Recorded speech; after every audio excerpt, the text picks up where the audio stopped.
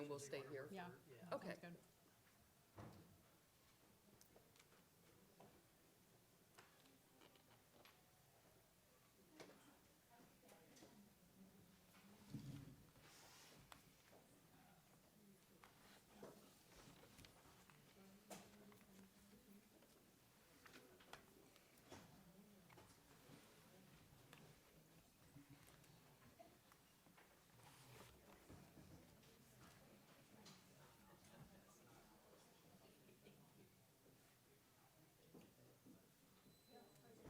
You're coming to dinner?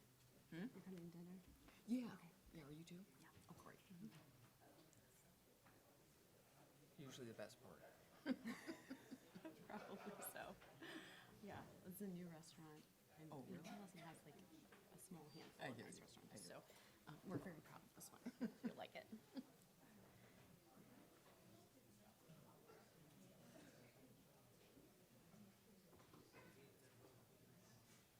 My husband's back there. Nothing like CLE to keep you on time. Right, That's right, just you'll gotta be start held at 6. accountable. He's very good with hard stop.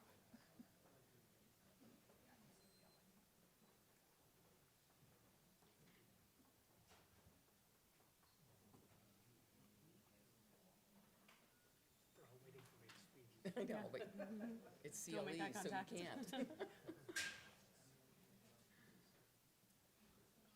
Actually, they're waiting for you guys to speak.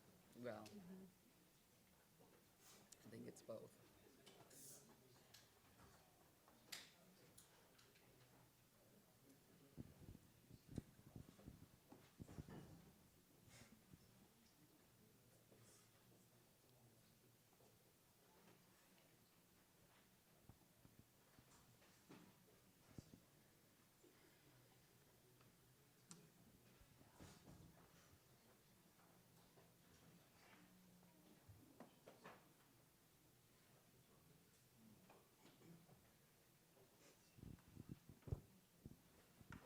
All right, good evening, everyone. Good evening. It's 6 o'clock, and I am paid to begin on time, so I'm going to do that. So my name is Ryan Owens. I am the director of the Institute for Governance and Civics. I want to thank you all for coming out. A couple of comments up front before we begin. First off, if you do have your cell phones on you, please remember to turn the ringers off. Nobody wants to be that guy.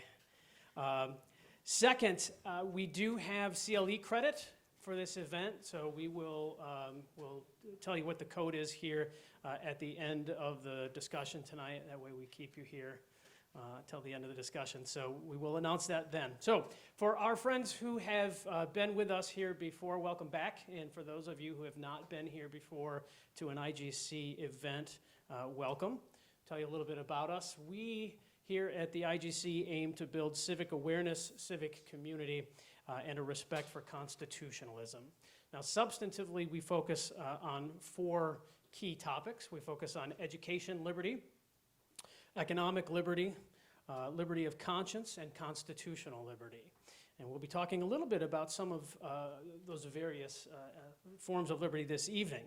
So we offer courses in these topics. We bring in speakers on these topics. We're in the process of hiring faculty to address these. So we're undertaking a very ambitious effort here at the IGC, working with the law school, working with other folks across campus, and we really appreciate their work with us. They've been great partners, and we continue to work hard to accomplish our efforts. So one key effort that I'm proud to announce tonight, actually, is that we have created a First Amendment law clinic at the law school. And so you can expect to see more debates and discussions like this as that clinic takes off. So we aim to be among the top institutes that are dedicated to researching K-12 education. We're dedicated to conducting regular polling on issues of civics and civic awareness to be active in that space.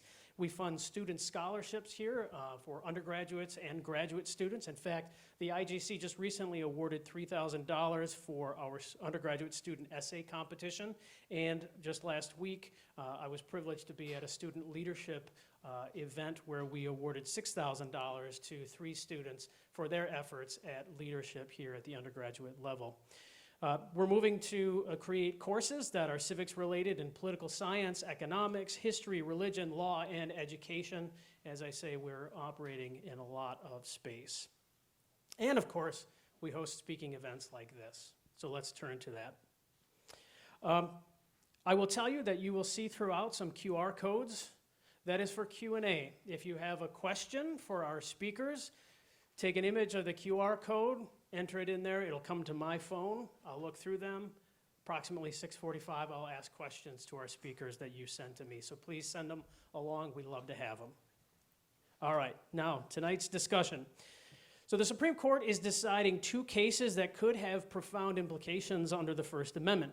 The court recently heard oral arguments in Catholic Charities Bureau versus Wisconsin Labor and Industry Review Commission. A couple of my students in class are here tonight. We just listened to oral argument in that class this afternoon. The court is going to hear oral arguments in St. Isidore versus Drummond on April 30th. It's another First Amendment issue about free exercise and the Establishment Clause. And we have with us tonight two experts who are going to address those two cases as well as the broader implications therefrom. So I am going to introduce first Professor Marci Hamilton. Marci is a nationally recognized legal scholar and advocate specializing in child protection and constitutional law. In addition to leading Child USA, she serves as a professor of practice in political science at the University of Pennsylvania, where she is the Fox Family Pavilion Senior Fellow in the Program for Research on Religion. She's a leading expert on child sex abuse statutes and limitations and has advised lawmakers nationwide on legal reform. Her published works include Justice Denied and God versus the Gavel, the latter of which was nominated for a Pulitzer Prize. She also clerked for Justice Sandra Day O'Connor. Next up, Denise Harle is a partner at Shutts Bowen LLP, where she focuses on appellate litigation, constitutional law, and administrative law. Previously, she was senior counsel at a national legal nonprofit and served as Florida's Deputy Solicitor General, handling major constitutional cases. Harle has argued before state and federal courts, including the U.S. Supreme Court. She was a finalist for a seat on the Florida Supreme Court and currently serves on Florida's Judicial Nominating Commission for the Second Circuit. She earned her JD from Duke University School of Law, and we are very, very happy to have them both with us this evening. So let us begin. Denise, you have the first go. Okay, Please tell us a little bit about Catholic Charities. You bet. Okay, so the Catholic Charities case, just to anchor us with the punchline, the question presented to the Supreme Court is, does a state violate the First Amendment's religion clauses when it denies a religious exemption to an organization because that organization doesn't meet the state's criteria for religious behavior? I'll say that again. So the question is, does the state violate the First Amendment's religion clauses, so free exercise and establishment clause, when it denies an exemption to an organization because that organization doesn't meet the state's criteria for religious behavior? Here are the facts. Wisconsin is one of 47 states that has an unemployment tax act that essentially tracks the federal unemployment tax act and allows an exemption for churches and religious nonprofits. There are two criteria. One is the organization controlled by a church? Two, is it operated primarily for religious purposes? So based on that criteria, Wisconsin exempts, for example, the Diocese of Superior, a large Catholic diocese. When it comes to Catholic Charities, however, which is the social ministry arm of the Diocese of Superior, Wisconsin denied the unemployment tax exemption to Catholic Charities, saying that they were not operated primarily for religious purposes. And the explanation they gave was that the Catholic Charities serves non-co-religionists. So in other words, they're out there, they're focusing on disabled, mentally ill, elderly, sick, homeless. They serve Catholics and non-Catholics, and they also do not proselytize. In fact, it's part of the Catholic doctrine that acts of charity are done completely separate from proselytization. And it's also a tenet of the Catholic faith that they do serve everyone without regard to religion, race, sex, and so forth. So on that basis, the state denied the exemption, and Catholic Charities appealed it to ultimately the Wisconsin State Supreme Court. The state Supreme Court also said Catholic Charities does not get the exemption. They went a bit further, said that Catholic Charities' conduct was secular. In other words, any old secular nonprofit could have a soup kitchen and serve elderly folks. And they said that the behavior was not typical of religious conduct. And so even though Catholic Charities is under the umbrella of the Roman Catholic Church, under the direction of the bishop, staffed up with priests and nuns, has been doing this for 100 years, they still were not supposedly operated primarily for a religious purpose. And so that's how this case got to the U.S. Supreme Court. At the U.S. Supreme Court, Catholic Charities presented three main arguments. One is, this is theological discrimination. This is religious discrimination among religions, saying those that proselytize get an exemption, but if you don't proselytize, you're denied an exemption because of your doctrine. So it is a matter of the government picking and choosing which religions would get a benefit. The second reason was that Catholic Charities says this violates church autonomy. So there's a doctrine that is rooted in those religion clauses of the First Amendment that essentially creates a sphere of autonomy for churches where the government can't interfere with the inner workings. So the government can't be telling a church how to organize itself, how to structure itself. Here, the state of Wisconsin has said, well, Catholic Charities, because you're separately incorporated and you don't proselytize, you don't get the exemption. If they were simply absorbed up into the Diocese of Superior, then that organizational structure would get the exemption. So that's the second reason. The third reason is Catholic Charities says this creates an excessive entanglement of government and church. So most people on all points of the spectrum do not like the idea of the church and state being excessively entangled. Here we have a matter of where the state is deciding how much proselytization is enough for a religious organization to be primarily operated for religious purposes. Wisconsin's response is, we've had to come up with a test, right? To know if a group is operated primarily for religious purposes, we basically boiled it down to worship, proselytization, and religious education. If you're doing those things, you're in. If you're not doing those things, you're out. And we have to draw the line somewhere. So that is the rebuttal. They're saying, look at the conduct. Is the conduct something that's religious? If not, then that's not operated primarily for religious purposes. So in other words, if what you're doing looks religious, not if why what you're doing seems religious. And for those who have listened to the oral argument, or I commend it to you, there's a very interesting line of questioning where several of the justices just kind of go off on this of like, okay, so what is the minimum that you have to do to be proselytizing enough? And the attorney for Wisconsin says, well, if you say repent, before you give them the soup. And he's like, really? Of course, it's just like, you have to say repent? Is there anything else? And they said, well, and Justice Thomas is like, well, what if there's a sign that says, we're doing this in the name of Jesus Christ? And he's like, no, that probably wouldn't be religious enough. And they're like, okay, well, what if, and Justice Barrett says, well, what if they're a captive audience and there's hymns and Christian rock playing? Like, is that proselytizing? And so it was very soon evident how difficult it would be to have the state coming in and sort of, evaluating whether these nuns and priests that are doing free acts of charity are, sort of pushing their religion and pushing evangelization to a level such that they seem religious enough for the state, to check the state's box. So I would say my assessment of the oral argument is that Catholic Charities seem to get a very favorable reception from the panel. I would probably predict a 7-2 decision sometime near the end of the term, probably be late June. Okay, well, we will get into this absolutely here in a moment. But so, Marci, these two cases are pretty similar. So maybe you could tell us about the second case, and then we'll discuss the similarities between them and sort of look at where the court may be headed with them.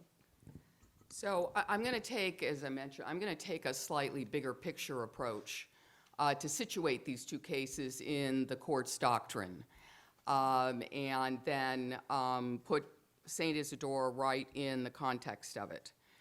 Let me just start by saying that for the last 25 years, the Supreme Court has dangerously undermined the separation of church and state and dramatically expanded free exercise clause.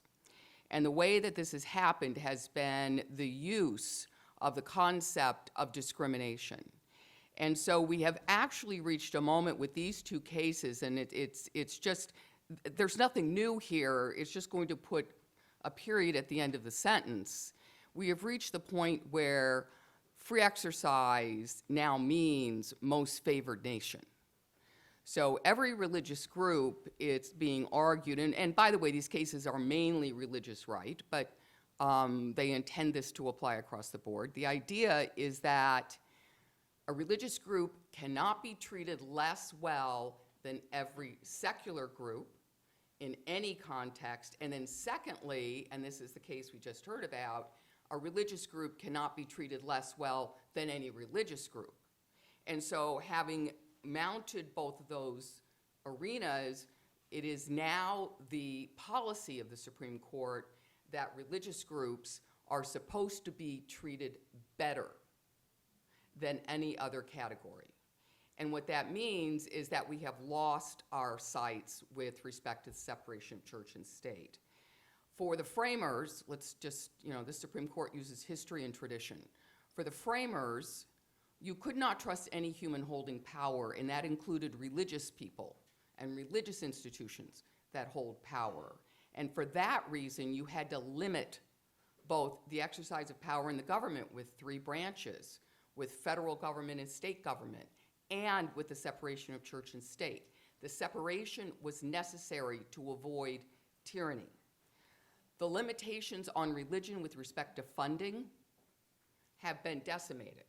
And so we no longer take the attitude that we need to be concerned that there's an unlimited opening for funding based on the most favored nation position, which is that we have to be treated just as well as anybody else in this arena.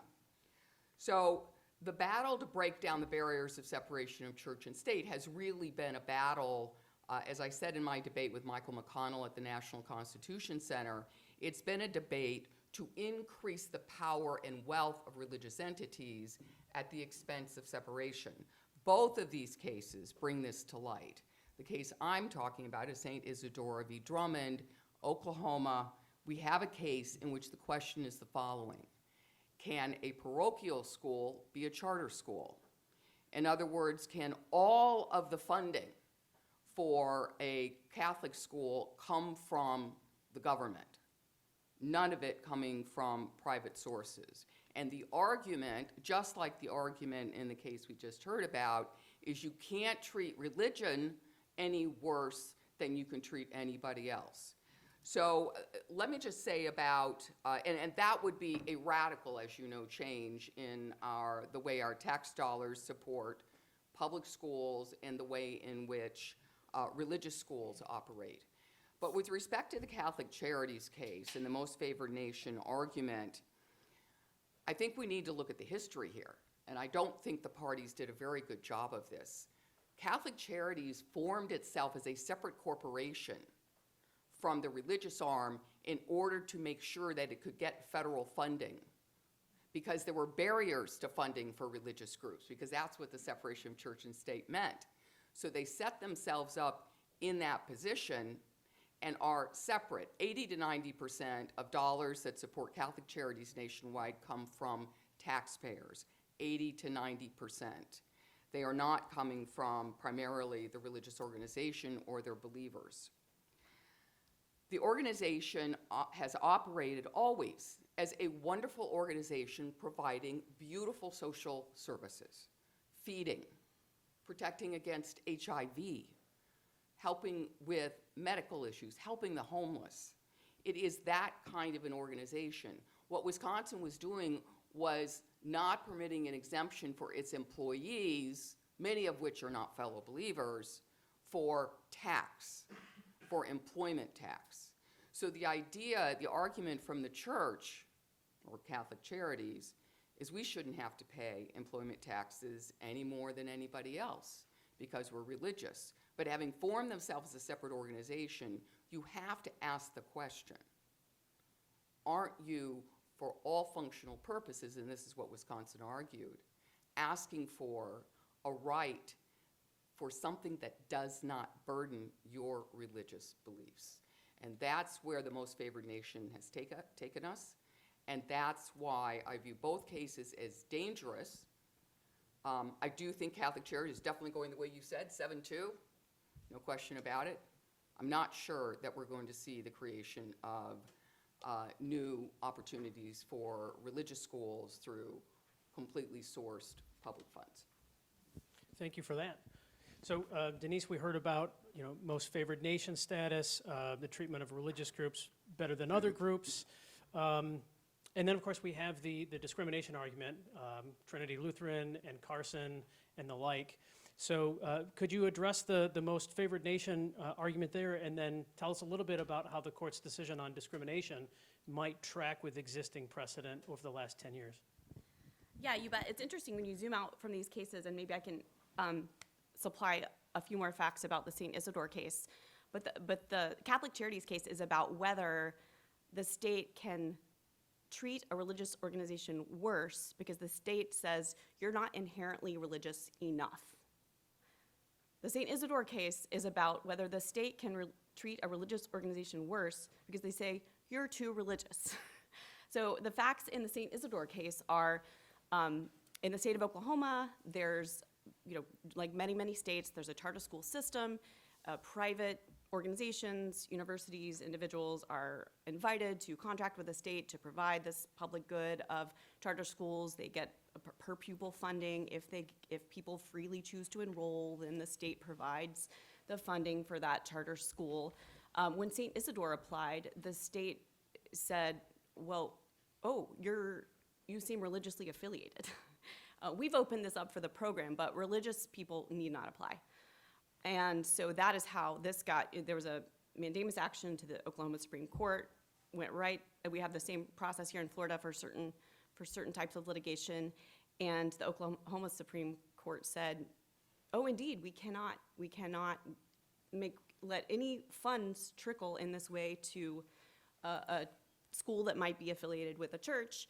And in fact, Oklahoma does have a state law, which St. Isidore is arguing is unconstitutional. Their Charter Schools Act says everyone can apply to be a charter school except if you're religious. If you're sectarian, you need not apply. And there has been a series of 3 key cases in the past 8 years that have reaffirmed this doctrine, that if the government opens up a program to all individuals in the public, it cannot then discriminate and say, you're not welcome to do this if you are religious. It happened in Trinity Lutheran, where the state of Missouri had a grant program. If you had any sort of school, public, private, whatever, they would resurface your playground surface with, if it were concrete or mulch or whatever, they would make it with this rubberized tires. And so they accepted the grants. Trinity Lutheran was one of the top best applicants, and they said, no, you're a church. You can't have the rubberized playground. The Supreme Court ruled against the state, ruled for Trinity Lutheran, made the point that I'm trying to make here, which is that if it's open for everyone, it can't be denied to religious folks. The next one was even more similar. It was as a Espinoza case in 2020. Montana had a tax scholarship program where you get a tax deduction if you provide scholarships to private schools. You could go to any private school, but they said it can't go to a religious private school. That made its way up to the Supreme Court. The Supreme Court struck that down, ruled against the state and said you can't handle it that way. You cannot deny it to religious people and open it up to everyone else. Undeterred, Maine tried to do the same thing, and in 2022, in the Carson v. Macon case, which came up to the Supreme Court on a dispute over Maine's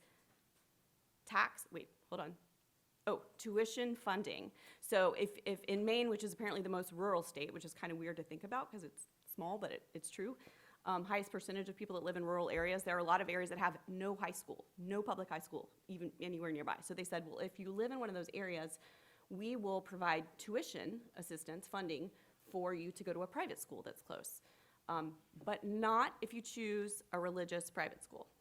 And the Supreme Court said, no, again, you cannot do that. And so I think that's What the question is here is if Oklahoma is having a program that is open to all comers, except those who have a religious status that is discriminating based on religion, and that is a violation of free exercise.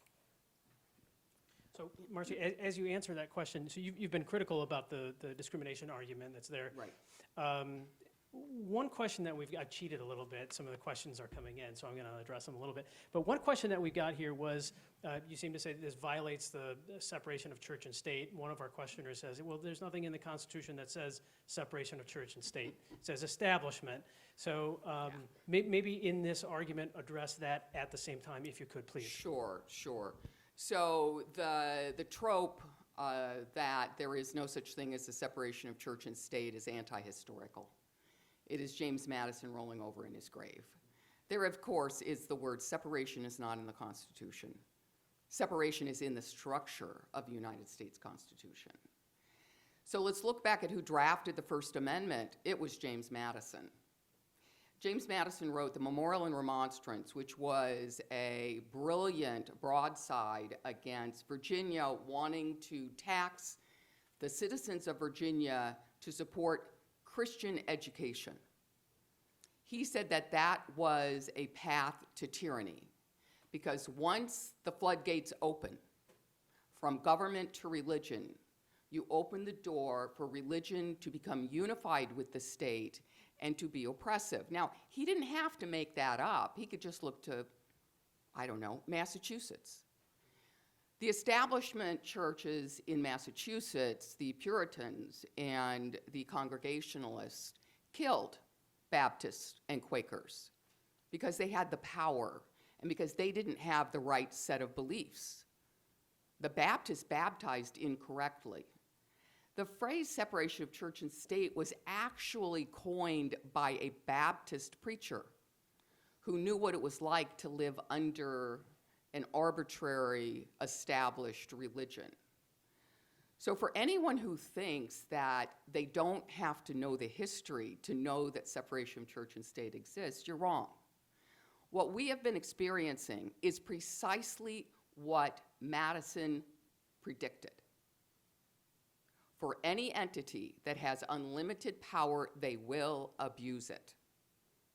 We had a long era where there were limitations on the ability of religion to receive dollars directly from the government, and that was informed by the framer of the First Amendment, James Madison.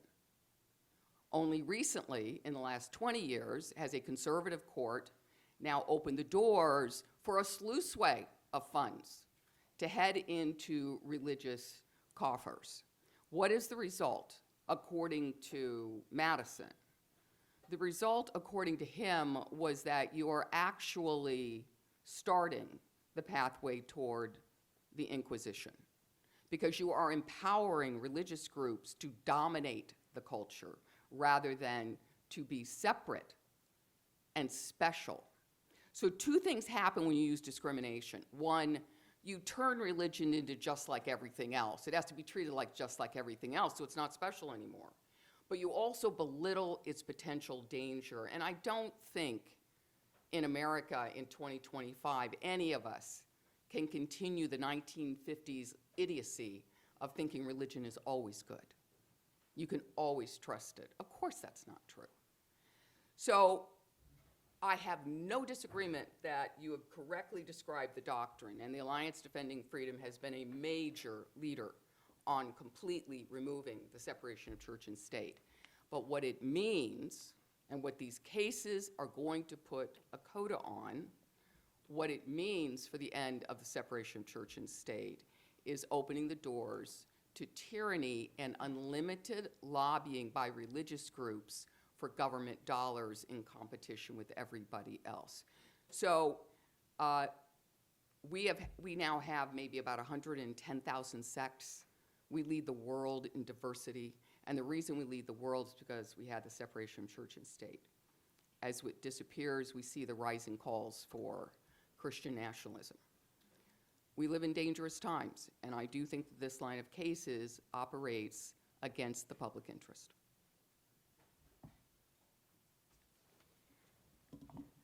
Yeah, so let me try to respond to that in the context of steel manning the state of Oklahoma's argument and trying to knock it down. So the whole purpose behind charter schools is an alarm bell was rung in the early 80s. There's a report called A Nation at Risk that pointed out that the traditional public schools were failing.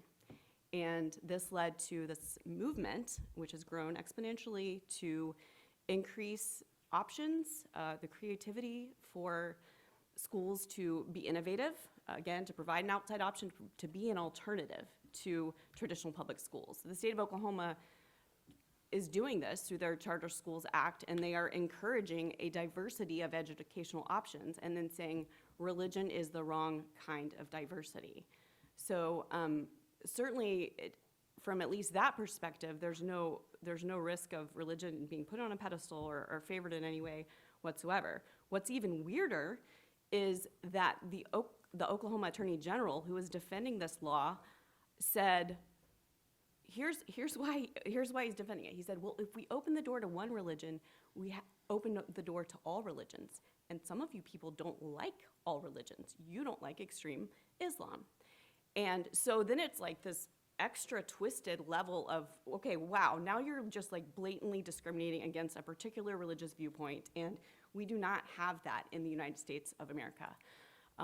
So the second piece of the Oklahoma case that I think maybe is somewhat of a response is this idea from Oklahoma's perspective. They said, listen, St. Isidore, you become a state actor when you get the public contract for a charter school. Therefore, you have no free exercise rights. So this is, I know it's a little bit legally wonky, but essentially, if you are the government, you can't assert like a First Amendment right. So what Oklahoma is saying is, St. Isidore, if you think you're a public, a public school now through this charter system, then you are a state actor. The implications of that would be insane. So there is a state action test that the Supreme Court applies. They've only ever found two things are sort of traditionally exclusive public functions. One is running elections, one is operating a company town. If you enter into a public contract with the state, that does not make you a state actor. If you receive funding from the state, that does not make you a state actor. If you provide some sort of service to the public, or you're open to all in the public, that doesn't make you a state actor. If that were the case, then every single privately organized, corporation with a private board and its own freedom to select personnel and organize its management and its programs would turn into the government when they execute a government contract or receive some government funds. And here under Oklahoma's Charter School Act, it gives a wide berth for the schools to choose their curriculum. They have total latitude in their personnel decisions and their organizational decisions and structure. They are completely exempt from state statutes regarding school districts and school boards. Basically, the only laws they're required to follow are kind of like the basic, health and safety and civil rights laws. So it's, there is a separation there. And so the fact that the defense that Oklahoma is raising is that a charter school becomes an arm of the state is like a very weird, I guess, twist on this idea that they need to be separate at the same time. Can I ask a quick question? Mm-hmm. So they don't have to abide by the curricular requirements under state law? They have very wide berth on the curricular edge. So they have to meet the sort of basic criteria, but they can add their own sort of additional things, and they have flexibility in terms of how they present it. It's sort of just the minimum bare bones skeleton that they would have to check the box on. So they could take minutes testing. of the day, on your theory, they take minutes from the day for religious service. They could, potentially, yeah. That's my point. That's what? That's my point. That's the problem with shifting publicly collected tax dollars for the purpose of having a charter school. So what James Madison said is he said it is tyrannical to require non-believers and believers of a different faith to pay for the education of another faith. That's why the Establishment Clause was crafted. It's unconstitutional under any reading of traditional Establishment Clause cases. But what we're hearing is that it's perfectly fine because they're a most favored nation. They have to be treated as well as everybody else because they're no different. Radically, they are different. And the ways they're different are the reasons they should not be granted state public dollars that have been gathered from all the other believers in the state to support their church school. So we have a couple of questions that came in on this topic. One question is, does it matter that we're a pretty pluralistic, pluralistic society today where perhaps there are less concerns about one religion dominating? So that's the first question. How does that track with the arguments? The second question that came in from somebody dealing with the other religious case that the court is deciding, which is filed by a Muslim family that didn't want their children being taught gender identity materials in the public schools. And their claim was that that was a form of sort of almost like religious indoctrination with which they disagreed. So they're arguing basically the same thing you are here, but sort of in the reverse. Right. So I'm wondering if you could each speak to that, but Marci, why don't you take the first crack at it? Well, if I can start with your question about, the question about one religion dominating. There's a coalition of religions that are operating for the support of the Christian nationalist image and vision. It's largely white evangelicals, Opus Dei, which is a small Catholic group, and conservative Catholics. And they are not a one religion, but they share core beliefs that they want to see enacted into law. And they are heavily favored in the policies of the Trump administration. So anti-abortion, anti-gay, right to discriminate against gays, anti-women. And so it's kind of silly at this point to talk in an internet age about a single religion having to operate alone to be a threat. We have a unity of religions, which if you read enough on what's actually happening, that are unified in order to find governing power. That's the danger. It's the seeking for governance power, not religious liberty, that should be the problem. Well, our founders and framers were very concerned about the tyranny of the majority.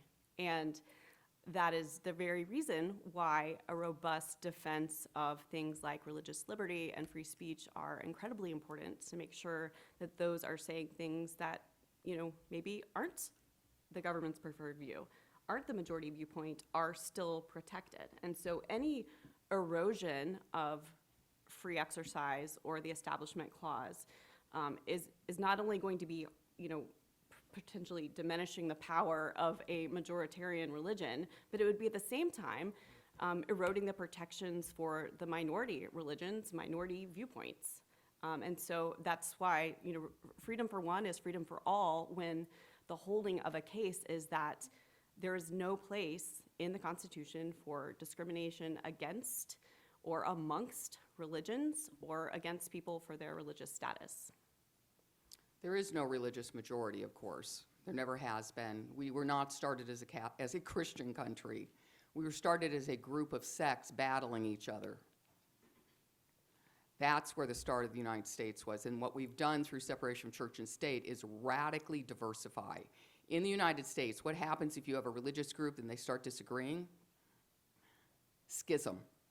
Then you have two. One's named this one, one's named this one.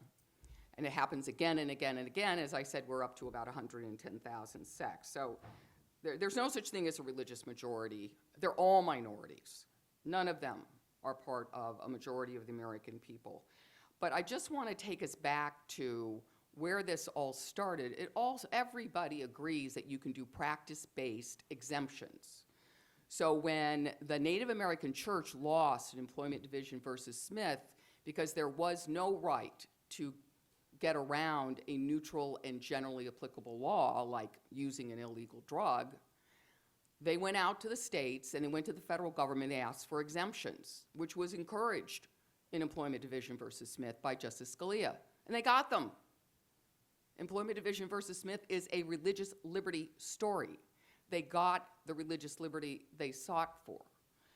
So The notion that we need an anti-discrimination rule, there are thousands of exemptions across the United States by minority religions.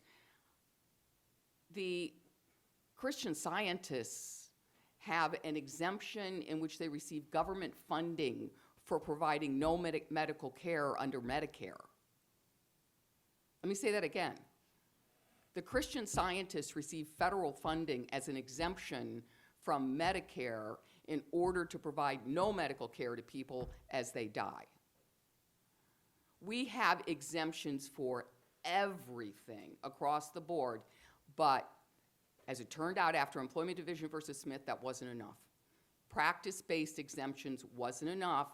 Instead, we have now been taken to a space where it has to be mandatory accommodation, mandatory exemptions, and that's where Religious Freedom Restoration Act sits, but it's also where this discrimination argument sits, in which it's impossible to argue against a religious group that says, hey, somebody got a better deal than I, so I have to get it too. I have every belief that this Supreme Court will follow that. What I'm challenging is whether that's consistent with the history and tradition of the United States, which it is not, and also whether it's good for the people of the United States, which it's not. So let's talk a little bit about where we think these cases may be headed and the outcome of the cases and the consequences of them. So if we take the St. Isidore case first, I think you may be right, Marci, that if St. Isidore wins this case, we could see a restructuring of how we fund public schools in the country. Now, that doesn't necessarily mean it's a bad thing. It could be a quite good thing. But what do we think the court will do in terms of setting up boundaries or guidelines for us in this decision? Denise, maybe we'll start with you. Do you want to opine on how that might shake out? Yeah, so my prediction would be we have a very incremental court, at least in my take. And that is why we've seen, for example, the progression from the Trinity Lutheran playground school money case to the tax deduction to the tuition payment, is because these cases keep coming up because the court only took a baby step and said, okay, this particular facts, here's the issue, we're applying it here, and then a state sees room for a little bit different, a little bit further, and then it comes back up to the court. So I wouldn't expect a sweeping change. I would expect the language to be very tailored to the facts, to reaffirm the holding we've seen in those other cases. And I would say this concern that it's going to radically change all this money going to schools for religion was the same thing that was raised in Trinity Lutheran. It was the same things that were raised in Espinoza. It was raised as this parade of horribles in Carson. And as far as I know, we haven't seen it. So that, I guess that's my prediction, is that it would not be such a big deal. It would be more reaffirmation of a principle that's already known to apply to a new set of facts. These cases don't accidentally come up. These cases are impact litigation, largely driven by the Alliance Defending Freedom and the Beckett Fund. They place them, they start them early. They've already started the cases to invalidate contraception protections. You're absolutely right. The Supreme Court has agreed in those cases, and the Supreme Court has adopted a preference for religion in those cases. What I'm saying is that is a repudiation of the history of the United States and the thing that makes us different from the rest of the world. We are one of the only countries in the world that values separation of church and state and tolerance of a wide variety of religions so that you can stand to sit on a bus next to someone who does not share your faith, where you don't judge someone because they don't share your faith. That's the United States that has made us so successful. What is dangerous now is a coalition seeking governing power. I'm going to say it again. It's governing power that's the danger, not the funding by itself. But the notion, if the Supreme Court holds that St. Isidora can take from the state fisc, how long do you think it will take for the rest of the religious schools in the state to, number one, line up, and number two, form? It will be immediate, right? It's just like Everson. When Everson was decided and the court said, yeah, we're going to give parents the money for busing and it's okay. We're not really underwriting religion. We're underwriting education. So buses can go to religious schools as much as they go to public schools. And the court said, but that's it. We're drawing the line. That's it. Well, the lobbying has never stopped. The state supplies the books to both the religious and the public school. The state supplies the funds for computers, et cetera, et cetera, et cetera. If anybody thinks that religious groups will not be lining up for their own charter schools, you didn't listen to Jerry Falwell in the 70s and 80s. He started out by saying, absolutely no involvement with government and absolutely no funds for us. Funds will dirty our faith and turn evangelical Christians into politicos. He formed the Moral Majority, and when the White House office-based group started, who was first in line for the federal dollars that were suddenly available for religion that had not been there before? Jerry Falwell. The same thing happened with the Presbyterians in Virginia for James Madison. Madison pointed out, you know, those Presbyterians, those Calvinists, they didn't want the money. And now with this bill, they're lining up to get their share. So it will be a radical set of changes if they do it. I think they will be scared of it. I do think they will be scared of it. So I don't know how to predict how they'll vote. Okay. So just a quick follow-up on that. So Denise, maybe we could talk a bit about if the ruling does go this way for St. Isidore, and we do see an explosion of religious schools, number one, is that necessarily a bad thing if parents are able to vote with their feet and go one way or the other? Number two, what do you think the legal challenges will be then in that next regime?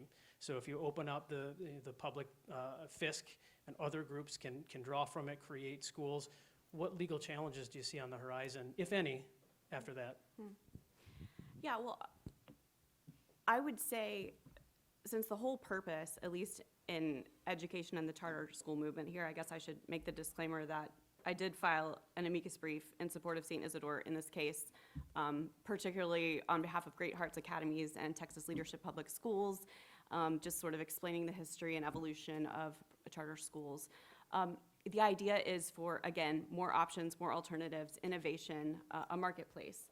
And this holding, just like those prior holdings in the religion clause cases, would be for all religions. This is not that only the Catholics are getting a win in these two cases, right? The holding is about all religious individuals, regardless of the sect, regardless of the denomination. And so that would be, a green light for any religious group to pursue opening of a charter school, making that available.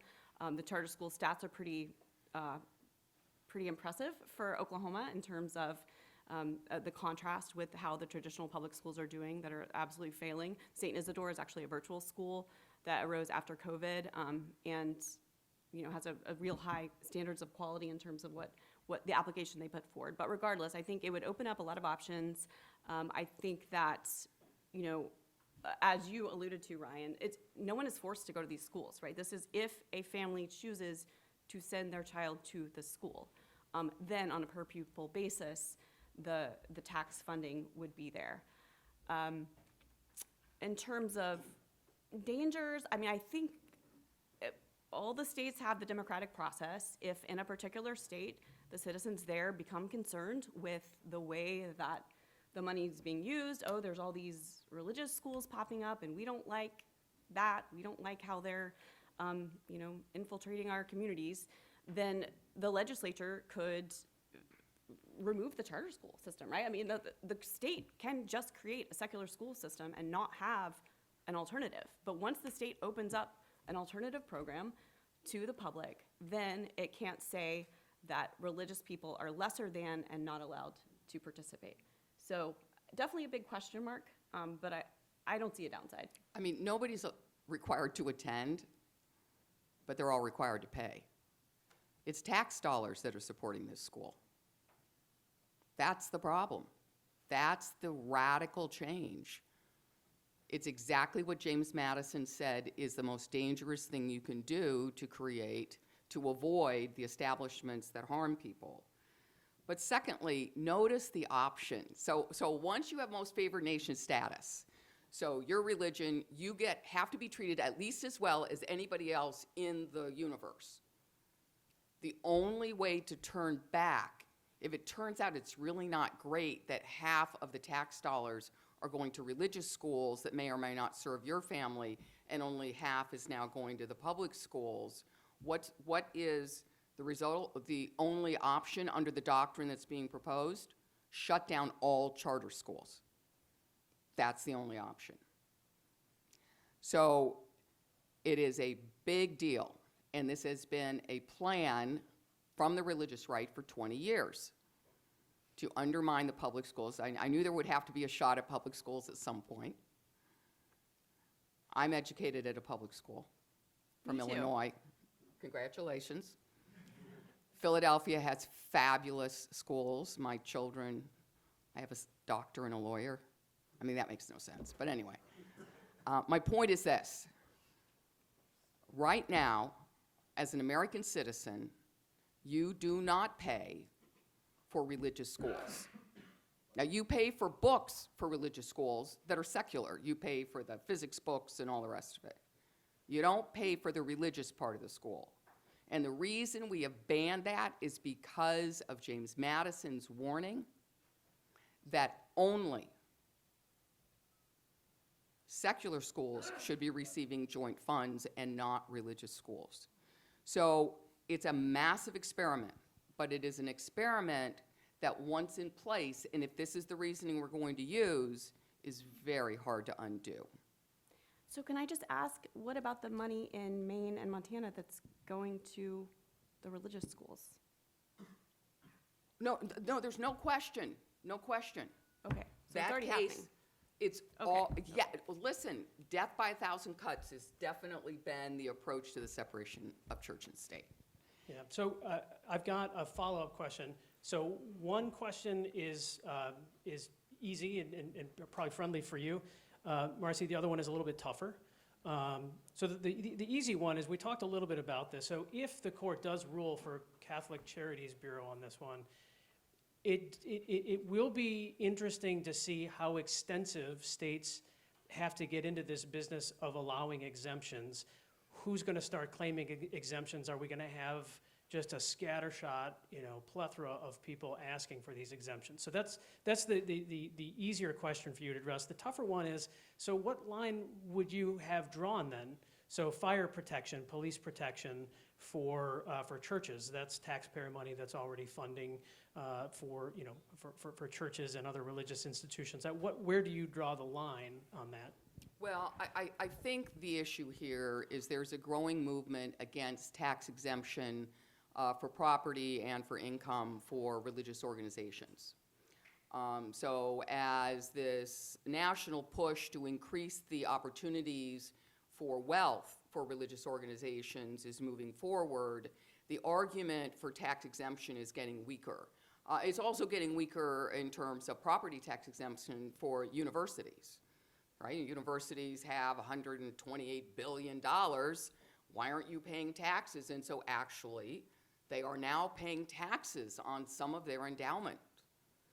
So I think the problem for the state of Wisconsin is now, okay, well, if you're not going to abide by paying this tax, which we view as incredibly important for your employees, many of which are not Catholic, the answer is to get rid of the exemption altogether.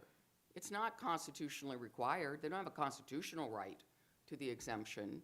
And so what some of the challenges to the exemptions are doing are opening the door to say there won't be an exemption at all, and then all the employees will get the benefits of employment tax, and none will be deprived of it.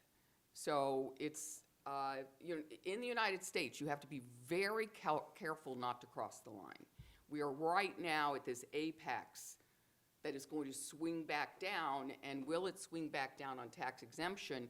If it does, Wisconsin could easily say nobody gets it. So Denise, a question I can start off with you on. This is a good question from the audience. Just updated here. So what about other government funding for issues that some believe violate their faith? For example, taxpayer funding of abortion or military intervention in the case of pacifists. It's common for the government to spend money on things some find sinful or inappropriate. How does that play into this discussion? Yeah, we need another hour for that one. But as a general matter, there's sort of a legal principle that there's no such thing as just generalized taxpayer standing. So you have to actually have an injury, a case or controversy that's particularized to you in order to come into court and challenge a law. You can't just challenge a law because you don't like it. So there are cases that are more particular. For example, if you were, let's say with some of the Affordable Care Act mandates from the federal government on employers to provide abortifacients in their contraceptive coverage. And those particular employers, Hobby Lobby, Little Sister of the Poor said, we're nuns. We really have a moral objection to paying for abortifacient drugs in our coverage. And that was a particularized objection that they could raise and actually show their injury, show that they're paying a cost, show why it burdens their conscience. But on the whole, no, we do not have, other than through sort of the lobbying legislative process and voting and, calling your representative and electing people who share your beliefs, you don't have a really strong tool for just sort of striking down laws that you don't really like. I think we have to be careful about Hobby Lobby, because Hobby Lobby was one of those cases that really dramatically expanded free exercise, because Tom Green, the owner, argued as a owner of a very successful for-profit business that he should not have to pay for abortifacients for his employees, who were not hired according to religion, because that would have been illegal. But as it turned out, those types of contraception were not abortifacients. They were just a form of contraception. But the Supreme Court let him go forward, even though there was no actual burden on his beliefs.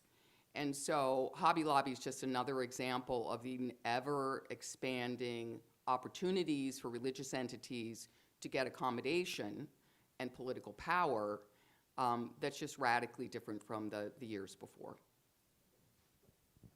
So we have about 5 minutes left. I want to make sure that you each have the opportunity to deliver some closing remarks here about your views on these cases and the broader topic more generally. So Denise, I think we began with you at the inception here. So Marci, how about you start this one off and we can conclude with Denise. I think I've been pretty clear. The decimation of the separation of church and state is something that we should be deeply concerned about existentially for the continuation of our democracy. Without the separation of church and state, we cannot continue to operate peacefully in the ways that we have for all these centuries. The Supreme Court is undermining democracy by ignoring the proven need for the separation of church and state. The Supreme Court is, no doubt about it, on a mission to eliminate it and to make it as though, under the Constitution, whatever happens has to be good for religion and nothing bad can happen to religion. The result of that will harm people tremendously.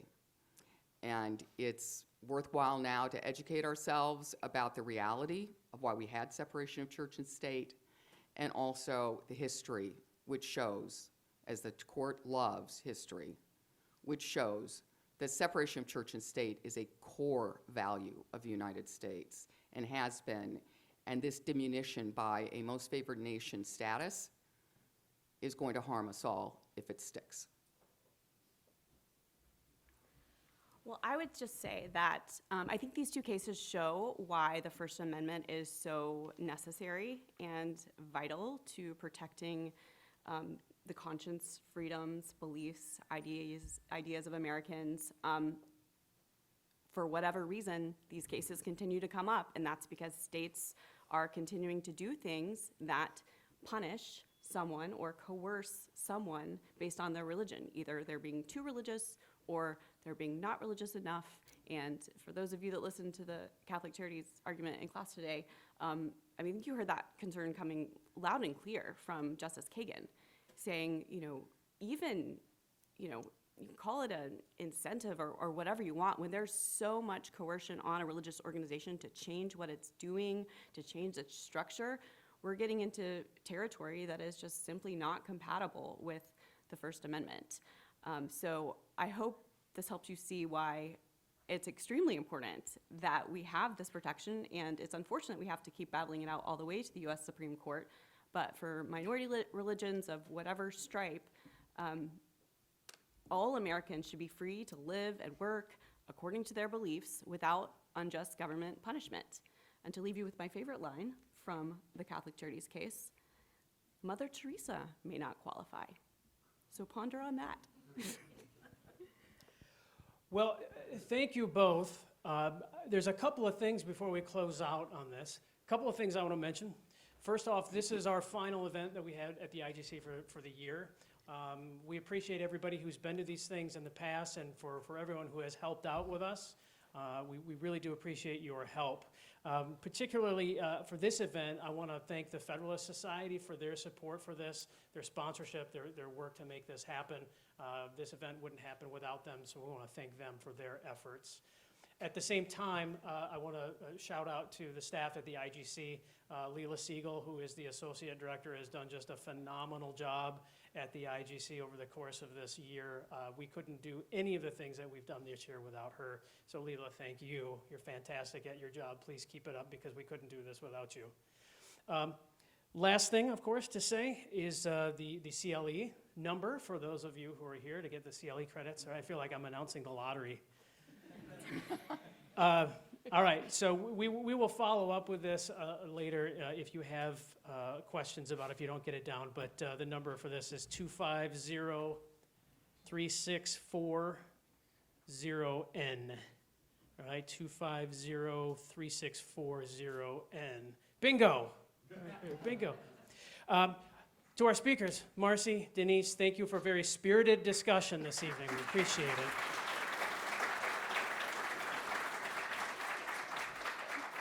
If you are interested in learning more about them or more about the IGC, you can check out our website at igc.fsu.edu. Find out more information. Other than that, thank you for being here. Enjoy the beautiful evening that we have tonight in Peak, Florida. That got all the things out. That was good. Good. All the issues. That's your mother in the blue shirt? Yes. She looks, what does she look at me?